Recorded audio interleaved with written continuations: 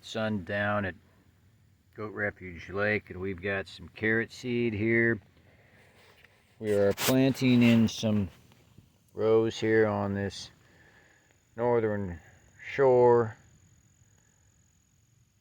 of the lake, and the soil's been tilled well, multiple passes, limed, composted, raked up into a nice mounded row, and then we put more compost over it before we get out here, sit down, and we're doing about 8 little holes here with a finger, just little touches. You know, we only need to get the seed 1/4 inch, 8 1/4 inch in the ground, and we take this seed between the index and thumb, move it around till we think we've just got one seed, and we drop it in the hole.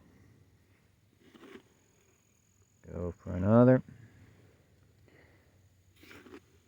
It's not that easy because these seeds are very small. Very, very, very small. Sometimes you end up with 2, and that's okay. We're just trying to avoid a whole bunch of seeds in one place and the need to thin out the carrots later, like we've had to do when we planted in a more hastily manner. Other methods of planting. So this is a more patient, meticulous methodology here.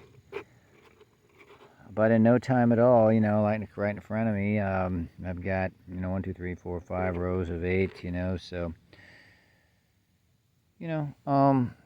that's a good number of carrots, and they'll be properly spaced, and then you just scoot along, move along to the next place, and just do it. It's going to take hours to do a long row. It's going to take a day. It's going to take a long time. Okay, it's a lot of work, but to have to come back and thin them out and transplant them into rows and deal with the proper conditions necessary for that, with sunlight and temperature and humidity and all that, you don't want to deal with that. I know I've already dealt with it, but I've been doing some of that transplanting, so I'm trying to refine the method. Okay, so why don't we just use the coated seed, coat them in clay, and then make them bigger so you can just grab them and pop them in? Because we're planting organic seed out here, and they just aren't doing it for those seeds.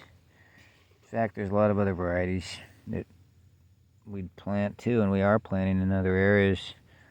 And they don't produce them for those varieties, and we don't want to be relying on it. Plus, they're so much more expensive. We get a lot more seed for our money, uncoated. So it's extra work, takes time, but we've got patience, and we love what we're doing. Carrots are just phenomenal.